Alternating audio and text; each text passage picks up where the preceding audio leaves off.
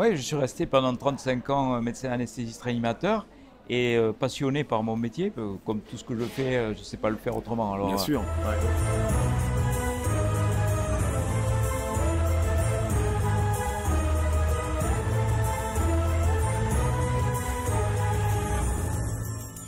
Cher Jean-Jacques, monsieur le docteur, il y a des moments qui sont singuliers dans la vie. Ce sont ce que j'appelle, moi, ces moments expérimentaux.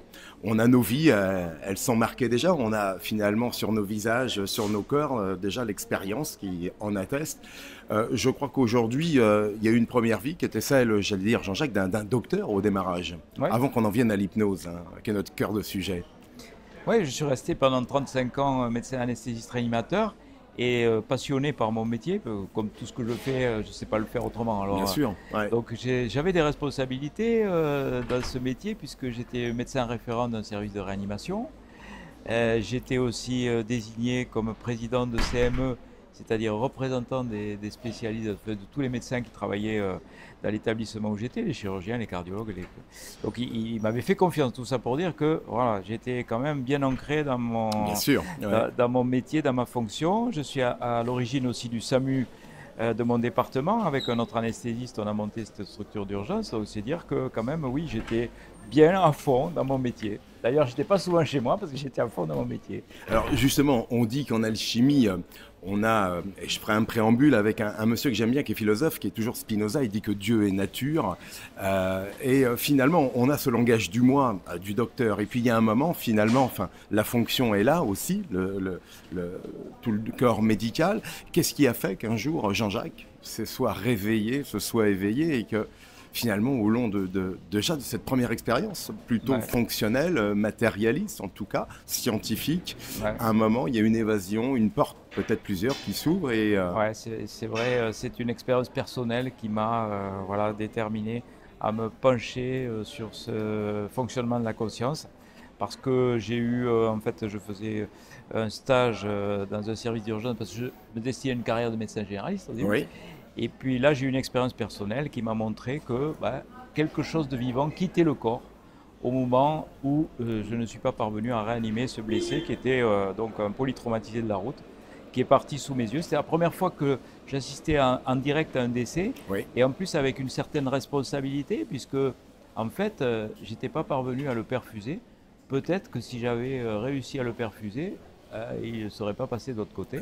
Alors il y avait le côté émotionnel de la situation, c'est vrai, mais il y a aussi cette sensation très forte d'un esprit qui quitte le corps au moment de la mort. Et à partir de là, ça a été le déclic. J'ai perçu dans ma chair ce qu'était la mort, c'est-à-dire la libération d'un esprit incarné. Et tout de suite m'est revenu ce livre que j'avais lu dans les années 70 de Raymond Moody, La vie après la vie, où il racontait toutes ses expériences. Et du coup, ma vie a changé à cause de cette simple expérience. J'ai décidé de devenir anesthésiste réanimateur en raison de cette seule perception. alors ça, on va y venir forcément sous cette démarche, avec certains acronymes qu'on va certainement démystifier et expliquer. Toutefois, je reviens sur cette idée parce que l'alchimie nous mène inévitablement, quand il y a une révélation, je dirais une exécution, avec quelque chose qui a fait écho, c'est l'essence. J'ai bien vu que finalement, dans toute cette démarche où l'hypnose vient siéger, les sens sont au cœur finalement d'une préoccupation. Et j'aime bien le français, je le tords et je le retords, mais forcément quand l'âme quitte le corps, c'est la mort du corps. Au début, il y a la naissance. C'est là où naissent nos sens, ces sens en tout cas qui nous animent. Tu les sens en tout cas, je dirais, au-delà d'être des récepteurs, je dirais les ancreurs, puisque le mot ancrage est aussi présent. Ils sont ancreurs finalement de nos vies, qu'elles soient matérielles et énergétiques. Peut-être trop même, peut-être Ouais. trop ancré, parce qu'on a l'illusion que ce que nous ne percevons pas par nos cinq sens n'existe pas.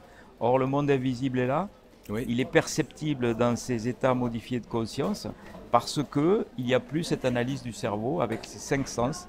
On a l'impression que ce qu'on ne voit pas n'existe pas, ce qu'on ne perçoit pas n'existe pas, alors que oui, ça existe. Et on peut parfois le percevoir dès que nos cinq sens ralentissent leur fonction. Cher Jean-Jacques, on sait que finalement, il y a la règle des 7. Les chakras étaient là, ils sont nommés, ils sont 7, mais il paraît que finalement, nous naissons, 7 ans plus tard, nous sommes encore enfants, 14, 21. Il y a ce cheminement, en tout cas dans notre vie, où on perd au fur et à mesure cet indice, ce lien finalement de l'enfance avec aussi l'invisible, avec ses énergies. On a une progression comme ça qui nous tue, la société en tout cas nous éduque, je dirais nous étouffe un tantinet sur nos premières capacités d'homme. Oui, je pense qu'on a en nous déjà ces capacités. Les enfants d'ailleurs ont des perceptions médiumiques, ont des Oui. réminiscences de vie antérieure. Et puis ce sont les apprentissages matérialistes qui font bloquer ces perceptions. Et à force de répéter au cerveau, il ne faut pas dire des choses comme ça, eh bien, le cerveau intègre cette censure et on arrive à l'âge adulte où il n'y a plus rien. Voilà. Et c'est rare qu'on reste encore médium. Bon, il y a quelques adultes qui le sont, mais c'est exceptionnel. À défaut d'être médium, ce qui est génial, parce que finalement, on s'aperçoit que cette énergie, en tout cas, transcende la matière. La mort du corps, c'est un fait, mais comme on dit, si l'âme la matière, il y a donc deux autres tiers qui sont aussi à nous.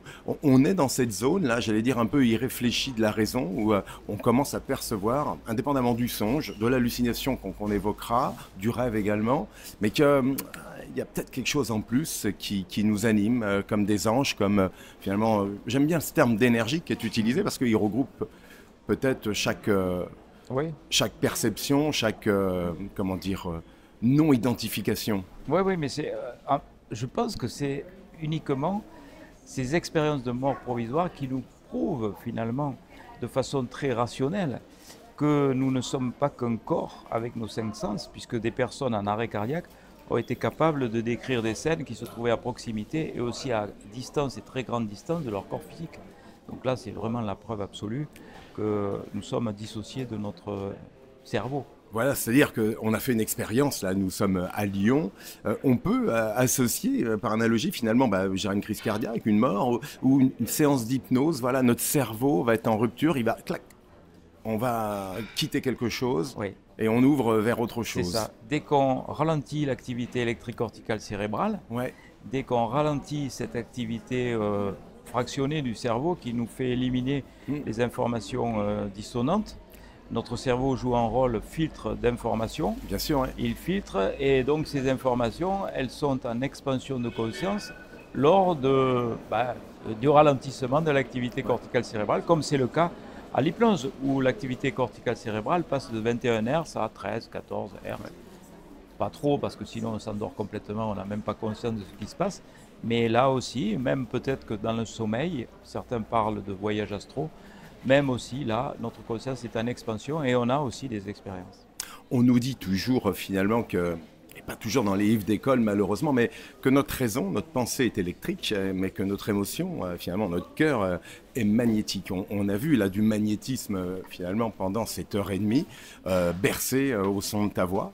Je félicite l'orateur, l'exercice est long et en tout cas prenant, on navigue forcément, je te donnerai moi mes navigations, la musique est là, elle nous aide, elle nous accompagne, on voit bien que là on a autre chose, il n'y a pas de mots, il y a des couleurs, il y a des vibrations, il y a des chaleurs, des froideurs, chacun aura ses interprétations, c'est ça le langage de l'émotion, le langage finalement de l'énergie. Oui, tu as raison, parce qu'on est obligé ensuite de le traduire avec nos Oui, mots terrestres. j'entends. Donc, on va dire couleur, on va dire vibration, on va dire... Et on retrouve le même caractère indicible dans l'expérience de mort provisoire, où les expérienceurs ont du mal à trouver des mots, parce que ce n'est pas une expérience terrestre. C'est comme si un aveugle de naissance devait décrire une couleur. Mhm. C'est pas possible. Bon, et l'inverse aussi. S'il fallait décrire la couleur à un aveugle de naissance, ça ne serait pas possible non plus. Donc c'est dans les deux sens en fait. Et oui, je crois que c'est tout à fait pertinent. Pour Ce autant, que tu dis. l'hypnose, je reviens sur finalement ton premier métier, on le voit, elle s'est imbibée, des opérations se font sous hypnose et pas des bénignes, des opérations importantes. Bon, on annihile forcément la douleur et toutes les peurs indexées, ça fonctionne. Oui, ça marche. On ne peut pas dire que l'hypnose est du charlatanisme parce Ouais. qu'on l'a introduit les anesthésistes réanimateurs. Je pense que c'est eux qui ont donné la dimension nouvelle à l'hypnose puisque quand on interroge des gens dans la rue, ils ont l'impression que l'hypnose, c'est voilà, c'est du musical, c'est l'hypnose de rue. C'est vrai que c'est des trucs qui font des ruptures de conscience momentanées. Il y a des trucs qui montrent que c'est possible. Mais je crois que tous ces moyens disponibles grâce à l'hypnose ne doivent pas être détournés de leur fonction essentielle. Parce que les spectacles d'hypnose font peur aux gens. Ils ont l'impression que quelqu'un va pouvoir les dominer pour leur faire n'importe quoi. Or c'est faux, parce que l'hypnose, on ne peut pas faire des choses délictueuses, quelque chose avec lesquelles la personne n'est pas d'accord, elle ne le fera pas sous hypnose. Donc c'est vraiment se lâcher de l'analyse, le contrôle du mental, qui permet à la personne d'avoir des expériences, à condition qu'elle soit en confiance avec celui qui mène la séance. On voit qu'il y a un jeu, je trouve, entre une implication philosophique, je l'évoquais, spirituelle, inévitablement, puisque, et tout à l'heure je parlais d'étouffement, on a le sentiment, sans jugement bien sûr, que nos religions, avec le dogme, sont venues étouffer finalement cette spiritualité qu'est la gnose. On est chacun porteur de nos connaissances, de ces pistes de découverte, et comme un étouffement, comme ça, majeur ou mineur d'ailleurs, peu importe, malheureusement, mais c'est ça finalement, cette quête où l'hypnose est finalement peut-être le passeport vers une ose collective, on va y venir, et individuelle. Oui, mais moi je crois que si les religions, dans leurs textes sacrés, sont bonnes pour exercer la spiritualité, à condition de le faire avec son cœur, sa foi, etc., ne servent pas au contraire d'outils de domination, c'est pas contre-indiqué. Et je vais dire, même dans l'expérience de mort imminente, toutes les religions devraient pouvoir s'y reconnaître. Oui. Parce que dans toutes les religions du monde, on dit qu'il y a une vie après la mort, que nous sommes un esprit incarné. Il n'y a pas une seule religion qui dit que la mort c'est le néant, il n'y en a aucune. Et moi, ce qui me surprend souvent quand je discute avec des confrères médecins, c'est qu'ils me disent quand même, toi, tu es gonflé parce que moi je ne crois pas du tout à une vie après la mort. Tu fais ces choses-là, je ne comprends pas. Mais alors je dis, mais crois pas à une vie après la mort, mais tu es pourtant catholique. Oui, je suis catholique, j'ai une religion, bien sûr. D'autres sont musulmans, d'autres sont juifs, d'autres voilà, sont protestants. Et dans toutes les religions du monde, on dit qu'il y a une vie après la mort. Alors ils mettent leur blouse blanche, ils n'y croient pas, ils l'enlèvent, ils y croient. C'est quand même bizarre. Alors, n'est-il pas là peut-être, je dirais, l'enfer tant, je dirais, décrié, parce que finalement, si on n'a plus peur de la mort, la vie pose problème pour le système. Ah mais ça ne veut pas dire qu'il y a... Il ne faudrait pas que ça se sache. Que de l'autre côté... D'ailleurs, ils n'ont pas envie de se suicider, hein, ceux qui ont vécu ça. Ils ont compris que nous étions sur cette planète pour vivre des expériences, qu'on devait les vivre. On ne peut pas abandonner les expériences en disant moi j'y joue plus, je suis hors jeu, je me suicide par exemple. C'est une fausse réponse parce que les épreuves, on les aura à faire, de toute façon, d'une façon ou d'une autre. Donc, ils le savent très bien, ceux qui sont passés de l'autre côté, qui ont fait l'erreur de vouloir passer de l'autre côté en se suicidant, n'ont plus jamais envie de se suicider. Parce qu'ils savent que c'était en fait quelque chose qui leur était imposé, qu'ils devaient vivre ces expériences, même si elles étaient terribles, et ils reviennent... la plupart, hein, pas tous, c'est vrai qu'il y a certains qui doivent être pris en charge par des psychiatres, des médecins psychiatres, c'est vrai. Mais il y en a beaucoup qui ont vécu ça comme une épreuve nécessaire, oui. Je reste un peu dans ce terreau assez fertile de la religion, mais parce que c'est vrai que moi, je ne sais pas si je suis parti, il aurait fallu que les caméras me regardent pendant cette heure et demie. Je me suis imbibé de couleurs, d'énergie, de chaleur. J'ai visité certainement ce que j'appelle ma bibliothèque d'Alexandrie. J'en parle parce que là encore, on voit que ce puits de connaissances, l'accessibilité, là encore, au savoir, à son savoir, l'hypnose est peut-être là aussi cette voie de grande guérison. Second sujet, parce qu'on nous l'a brûlé, cette bibliothèque, certainement par l'apprentissage de la religion, par l'apprentissage de certains livres. Sommes-nous finalement, à ton avis, cette bibliothèque d'Alexandrie? Je fais une belle image, mais j'ai le sentiment qu'en nous se cachent 1000 savoirs. Oui, bien sûr. Erwin Laszlo parle à la bibliothèque akashique, les champs akashiques. Bien sûr. C'est la même chose. Oui. Il y a une banque d'informations. On a possibilité d'avoir accès à cette banque d'informations. On fait nous-mêmes partie des informations, puisqu'avec nos chemins de vie, on va garnir cette grande bibliothèque et on va pouvoir aussi bénéficier des apprentissages des autres. Et souvent, les expérienceurs disent « je me sentais appartenir à un grand tout ». Oui. J'étais tout, tout l'univers, et je faisais partie des moindres informations de l'univers. Oui, moi je pense que c'est ça, l'expansion de conscience. Alors justement, il y a un grand tout parce que c'est vrai que peu sont ceux qui démarrent avec un égrégore. Déjà le mot, des fois, n'est pas perçu, n'est pas entendu, n'est pas identifié. Là, nous étions 300 dans cette belle salle du cinéma, installés confortablement. J'aime bien cette idée d'induction collective. On était là, finalement, dans un sens commun, certes, commun, mais j'aime bien ce mot-là parce que c'est la somme des uns. Et finalement, il y avait un commun tout à l'heure. Tu étais chef d'orchestre en quelque sorte, mais pas oui, que. mais moi je suis pas. Je dis aux gens, je suis un serviteur. Oui. Je suis pas. Je suis qu'un passeur. Je suis pas responsable de ce que je fais, presque. Je dirais. Enfin, si, quand même un peu. Mais disons que je me sens comme ayant été connecté pour faire des choses, comme le sont les médiums.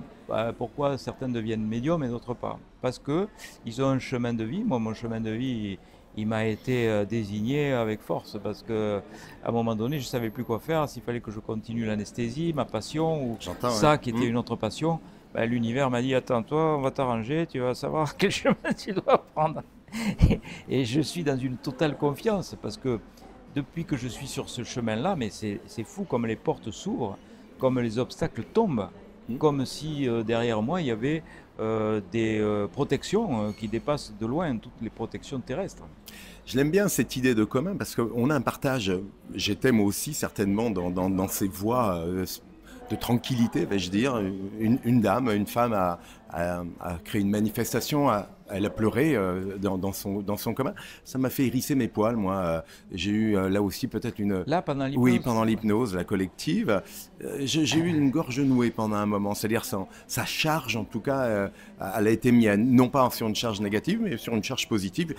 L'envie peut-être de pleurer m'a gagné. J'ai dit tiens, c'est étonnant. On est quand même des animaux grégaires, nous le savons. On voit bien que le rire est communicatif, la peine est communicative. C'est normal ça aussi dans des séances d'hypnose, oui. On est liés, on fait une expérience commune et on est tous liés, on vit les mêmes émotions. Et cette femme qui a pleuré au moment où je suggérais les traumatismes de la vie fétale, je suis sûr qu'elle a dû ressentir quelque chose à ce moment-là de sa vie fétale et qui s'est exprimé ce jour, enfin là, comme on l'a vu, assez bruyamment, on va dire, puisqu'elle a vraiment... Elle s'est libérée. Et donc ça veut dire que, comme tu dis, c'est une libération, elle a pu enfin lâcher. Et l'exemple que j'ai donné dans la présentation, c'était ça, c'était une femme qui s'est libérée de sa tristesse parce qu'elle a perçu une scène de sa vie fétale. Elle a vu que sa maman recevait des coups de pied dans le ventre de son papa, de son père biologique, au moment où elle était dans le ventre. Ce qui est intéressant, c'est que l'information... Alors depuis, elle est plus triste, elle s'est débarrassée de sa tristesse. C'est que l'information a été validée. Donc c'est une information qu'elle ne connaissait pas. Et sa maman lui a dit, effectivement, je ne t'ai jamais parlé de ça, on était très jeunes, ton père ne voulait pas d'enfant. Et quand il a vu que j'étais enceinte de toi, il est devenu fou furieux. Il a voulu me faire avorter en me donnant des grands coups de pied dans le ventre. Donc voilà. Ce qui est important, Jean-Jacques, c'est que finalement, dans ces moments-là, voilà, et tu le préconisais, on va avoir des visions, des flashs, des impressions, des suggestions. Dieu sait que la liste peut être à l'après-vert, mais il faut attendre. C'est comme toute bonne chose. Laissons faire aussi le temps, parce que, voilà, il n'y a pas une évidence. Il n'y a pas forcément que des fulgurances. Il y a des choses qui vont se... Je te parlais de synchronicité, je parlais finalement de sérendipité aussi, un autre mot majeur, mais où finalement le hasard n'a plus sa place parce que nous sommes prédestinés. Il y a des prédestinations, là aussi, avec où l'hypnose peut être un moment de révélation. Moi, je pense que tous les gens qui sont venus, il y a plus de 900 personnes qui sont venues, puisqu'il a fait 3 jours. 3 jours, avaient rendez-vous ce jour-là avec leur âme. C'est un rendez-vous ancien. Et il devait faire ce point-là, ce jour-là. Pourquoi? Il y a sûrement une explication. Pourquoi tu es là? Voilà. La réponse est quelque part. Mais tu devais être là et je devais répondre à tes questions. Justement, on sait que l'homme, malgré tout, homme ou femme, bah, reste fragile, reste forcément à l'image de ce que nous sommes. N'y a-t-il pas, et on en parlait un peu avant de démarrer, j'allais dire un risque perçu par les autres, mais d'être accaparé. On voit bien que la société on va mettre des mots comme gourou, secte, enfin, prophète. Et d'un seul coup, lorsque ça gêne la société, de nouveaux courants sont souvent stigmatisés. On va les mettre de côté ou on va ridiculiser. Tu l'évoquais, bah voilà, il y a l'ordre des médecins. J'imagine que ça a dû faire forcément quelques remous. Compliqué, il faut prendre son bâton de pèlerin et finalement garder le Moi, cap, je vais l'horizon. te dire, j'ai jamais eu peur. Très bien. Mais parce que je me sentais porté par des énergies qui me dépassaient. Je savais que j'allais être aidé Oui, et c'est l'univers qui décide. Et les forces de l'univers sont beaucoup plus puissantes que n'importe quelle obédience ou ce que tu veux. certainement. Ouais. Pourtant, j'ai eu des attaques très puissantes parce que je dérangeais, que les gens aiment bien que les personnes soient ou les personnalités soient dans des cases. Donc moi, j'étais dans la case des médecins. Je devais rester dans cette case, ne pas faire de transfert. La science et la spiritualité font un très mauvais ménage, enfin de mieux en mieux. Maintenant, on arrive à faire quand même des liens de plus en plus forts. Mais à l'époque où j'ai commencé, c'était mon premier livre, c'était en 2001. Ça fait plus de 20 ans. C'était encore plus difficile. Mais je vais dire que là, j'étais encore toléré parce que j'étais le médecin qui s'occupait des expériences de mort provisoire. Et puis à partir du moment où j'ai mis en place ces ateliers d'hypnose, alors là, je suis devenu, comme tu dis, pour certains, une sorte de gourou. Et en fait, dans nos sociétés, gourou, c'est une insulte, alors que ça devrait être un leader spirituel. On Mais l'entend. je me sens pas du tout une âme de gourou. Moi, je suis un chercheur. Je fais faire des expériences aux gens. Et quand une personne me dit, tiens, j'ai vécu ça, je ne vais pas lui dire, toi, tu as vécu ça, ça veut dire ça. Le gourou, c'est ça. C'est un leader, il sait tout sur le monde. Moi, je n'ai pas cette prétention. Je dis aux personnes, si vous avez vécu ça, ça veut dire soit ceci, soit cela. Je donne un champ d'investigation. Par exemple, quelqu'un reçoit une perception au niveau de son cou, une chaleur. Ça peut être pendant l'hypnose un soin énergétique sur sa thyroïde. Ça peut être une manifestation médiumnique, un signe de reconnaissance, un défunt qui aurait eu un problème à ce niveau-là. Ça peut être un soin sur le chakra ici bleu, le chakra de la gorge, Oui. libération de la parole. Je ne vais pas dire c'est ça plutôt que ça, je vais dire voilà les pistes de réflexion, mais les réponses c'est vous qui les avez, elles sont dans votre cœur. Moi je vous donne cette expertise que j'ai par l'ancienneté du travail que je fais dessus, mais c'est tout. Petite question d'ordre chronologique, parce que le temps, en tout cas, nous est compté. Nous sommes, nous, ici, régis par le sablier, quoi qu'il advienne. Est-ce que tu peux, aujourd'hui, avec un peu plus de 10 ans de regard, d'expertise, penser que finalement, ta profession a quand même, on l'évoquait un peu tout à l'heure, changé de cap, que malgré tout, ces 10 ans d'efforts et de vie emmènent quand même maintenant, même si on les compte par petits Oui. noms, mais emmènent quand même un autre regard sur la société. Ah oui, moi j'ai vu l'évolution dans les 20 dernières années. Oui, Puisque je t'ai dit, 35 ans eh oui, d'exercice, je me suis intéressé avant de publier à ces phénomènes depuis 35 ans, puisque j'ai choisi cette spécialité pour ça. J'ai collecté des témoignages, etc. avant de publié mon premier livre en 2001, j'en ai publié 22 maintenant. Beaucoup sont traduits dans le monde entier et je suis très heureux.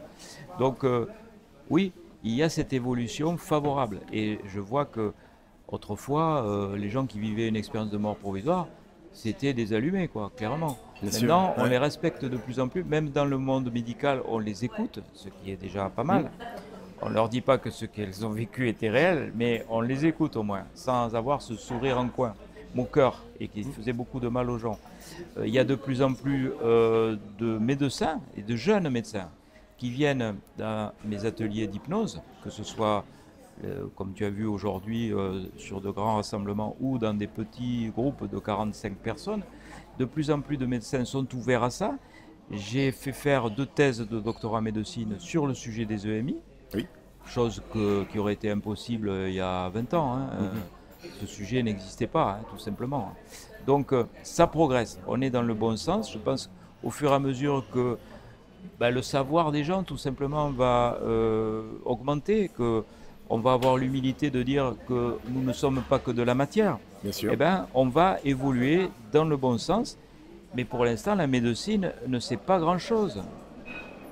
Ça donne l'impression qu'on est savant. Dans ma spécialité en particulier, parce qu'il y a de grosses machines qui remplacent des organes, des respirateurs, mais on ne sait à peu près rien du tout. C'est vrai. La réanimation, c'est très simple, mais on ne sait même pas comment notre propre cerveau fonctionne quand même. On n'a pas de quoi faire les malins. On ne sait pas comment les maladies arrivent, comment arrive un cancer chez quelqu'un qui n'a jamais rien eu. On n'en sait rien du tout. On ne sait rien en médecine, rien. On ne sait pas comment parfois guérissent des personnes sans explication rationnelle et scientifique, comment des barreurs de feu arrivent à arrêter les brûlures, comment des magnétiseurs arrivent à arrêter des zonas. Donc moi je ne dis pas, comme la majorité de mes confrères encore, tout ça c'est de la foutaise, je constate des choses. Je dis, on n'explique pas les choses, mais elles sont réelles. Et ce n'est pas parce qu'on ne les explique pas qu'elles n'existent pas. C'est aussi simple que ça.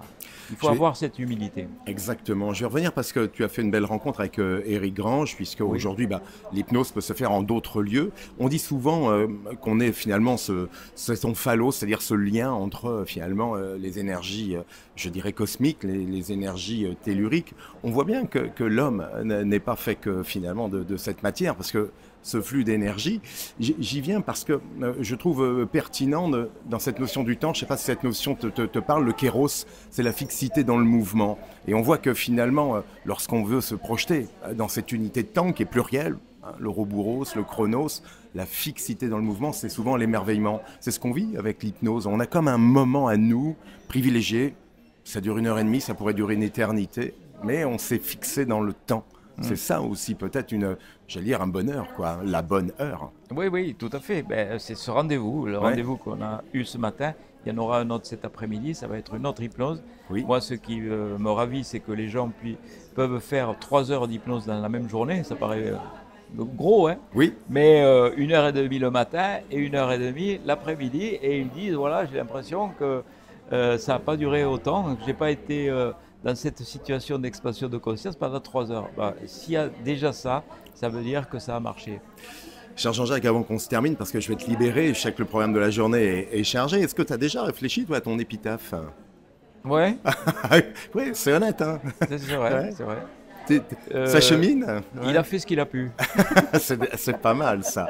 Alors justement, tu fais beaucoup parce que il faut créer un cadre propice. J'en reviens à ces phénomènes. On a vu, tu as sollicité l'aéropage. Un bon gros tiers, voire 2 tiers, avaient déjà pratiqué l'hypnose. On sent que ça crée du bonheur, ce fait de se relier à soi-même, le fait de se relier aux autres, puisqu'on parlait d'égrégore. On sent comme une quête de bonheur, je reviens sur ce mot-là, mais multiple finalement. C'est ça aussi l'essentiel? L'essence du ciel, c'est de se faire plaisir? L'essentiel, c'est de faire partie de la même expérience. Ouais. Et que ce soit dans un stade de foot où les gens font des holas, où il y a cette vibration qui fait frissonner, ou que ce soit dans des circonstances où on est relié dans un but commun. On sent qu'on a tous cette même aspiration. Moi aussi, je pars avec vous. Hein. Je suis aussi dans le monde invisible avec vous. Je suis dans le voyage, sinon ça ne serait pas possible. Je ne lis aucun texte pendant 1h30, 3 heures, donc il y en a une le matin là. Eh oui, ça sera c'est différent. une prouesse. Hein. C'est parce que je suis porté et ça change. Il y a des gens qui se sont inscrits aux 3 jours. Donc, qui sont venus, qui ont eu 9 heures d'hypnose en 3 jours. C'est quand même pas mal. Et là, ils voient bien que c'est pas pareil, parce que je ne lis pas de texte, je suis porté moi aussi. Bien sûr, il y a une trame que Eric connaît, puisqu'on travaille maintenant ensemble pour le son.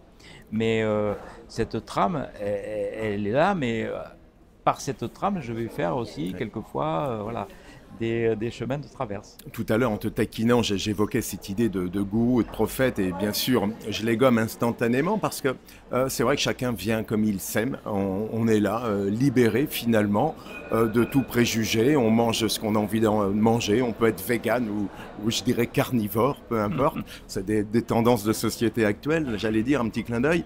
C'est ça qui fait plaisir, c'est qu'on vient, et je le répète, comme on s'aime. Et je crois que c'est ce langage du cœur, le langage de l'émotion, ce magnétisme en tout cas.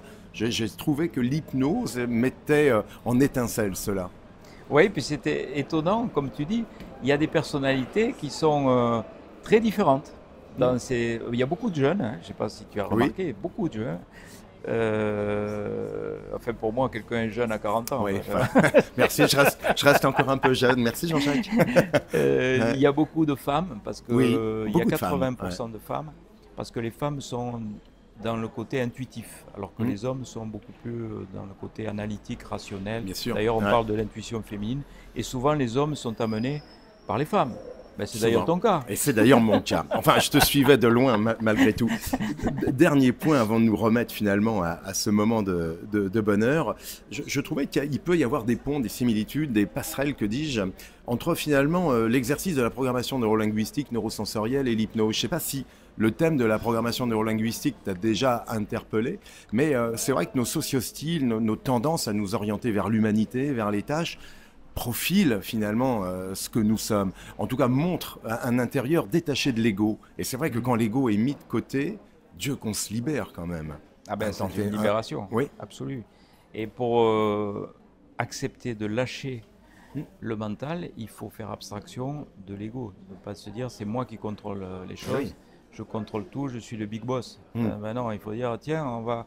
et d'ailleurs, ces phobies ou ces peurs qui sont souvent présentes dans les personnalités des personnes qui sont dans la peur de prendre l'avion, dans la peur de perdre le contrôle, dans la peur de se faire opérer. C'est parce qu'ils ne font pas suffisamment confiance à l'autre et que l'ego est trop fort. Et quand on abandonne cette idée qu'on va tout diriger, qu'on se laisse faire un petit peu par les autres et par les événements, eh ben c'est là où les expériences sont possibles. Bah, pour vivre ces expériences, bah forcément, faut venir aux colloques qui sont là. Bientôt Paris, je le précise. Oui. De belles destinations en Grèce, prochainement, en Égypte également. Des livres aussi, parce que séance de dédicace oblige. Dernière question, et je te libère, c'est les livres, en fait, vont nous offrir quoi? Une forme d'une cartographie, là aussi, d'interprétation. Chacun y va à son rythme, et ils viennent renforcer l'expérience, la préparer. C'est surtout les livres qui m'ont fait connaître, hein, parce que ça fait donc depuis 2001, je t'ai dit, j'ai édité plusieurs livres, 22 livres, beaucoup qui sont traduits à l'étranger, et ça me fait grand plaisir. Et c'est là mes lecteurs qui ont voulu connaître les expériences que je proposais, et beaucoup de lecteurs qui viennent. C'est pour ça que chaque fois, avec Eric, on organise une séance de dédicace. Je le fais aussi à la fin de mes ateliers. Au début, je ne faisais pas, et puis on me dit « Ah, docteur, pourquoi vous n'avez pas amené vos livres? On les aurait bien fait dédicacer. » Ben, parce que les gens, comme tu dis, ont besoin d'avancer à leur rythme. Et puis un livre, ben, on peut lire 2 pages, et puis en avoir marre, et puis lire un chapitre ou 2, et puis le lire dans une seule traite, c'est déjà arrivé. Notamment pour mon roman Hold Up sur la vérité. Oui, alors justement, n'est-il pas là... comment il s'appelle ça? Un page turner. Ah, bon alors on invite surtout le monde à le lire. Allez, on se termine avec cette petite, je dirais, récréation végère. J'allais dire, n'est-il pas, comment dire, important pour continuer à porter finalement cette science autour de l'hypnose, de le vivre continuellement, c'est-à-dire il faut chacun, le yoga, trouver finalement ses voies de spiritualité, se les accaparer, faire fi finalement de tout ce qu'on a évoqué, et puis c'est une hygiène du quotidien. Ouais. Moi c'est ce que j'espère, c'est que l'hypnose réveille chez les gens une envie de connecter leur intuition. Très bien. Alors l'hypnose ce n'est qu'un GPS qui montre comment on arrive à cet état de conscience intuitive extraneuronale, que j'appelle, bon, un peu pompeusement, mais notre intuition finalement. Mais une fois qu'on connaît le chemin, on n'a plus besoin de GPS, on n'a plus besoin d'hypnose. Et moi, j'espère que les gens vont pouvoir se connecter sans avoir besoin de moi, sans avoir besoin d'un atelier d'hypnose. Et il y en a beaucoup qui ont changé leur vie à cause de... J'imagine. Enfin, à cause. Ouais. Grâce.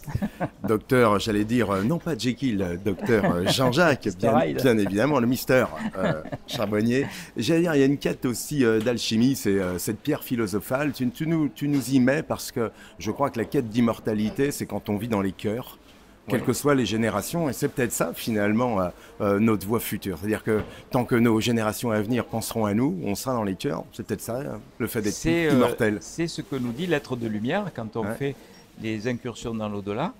On le fait aussi, on le voit aussi en hypnose. Ce qui compte le plus, c'est l'amour inconditionnel, de donner de l'amour aux autres sans condition. C'est ce qui nous relie tous, qui fait que nous sommes incarnés ici. C'est notre mission terrestre, donner de l'amour aux autres, de manière inconditionnelle. Je te propose une autre épitaphe, c'est aimons-nous toujours. Ah oui, c'est beau. Ou alors il y en a une autre, excusez-moi pour la poussière. Ok, je te la laisse, celle-là, Jean-Jacques. Merci à toi, à bientôt.